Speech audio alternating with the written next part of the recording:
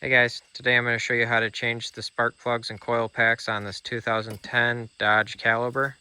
If this video is helpful, can you smash the thumbs up button and leave a comment down below for the YouTube algorithm? It really helps out a lot.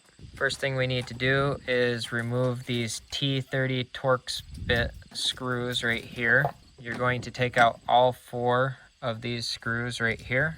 Now we are going to unplug each of these coil packs.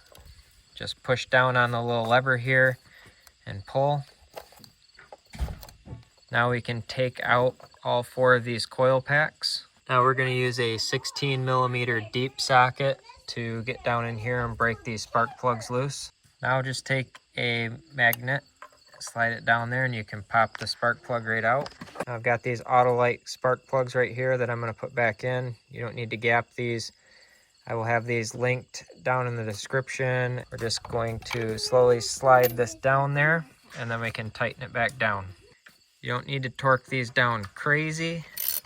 Just decent like that is fine. And then you're going to repeat this process for the next 3 spark plugs here. Now you can take your new coil packs and put them in here. Put your screws back in here. Tighten them down. Plug them back in.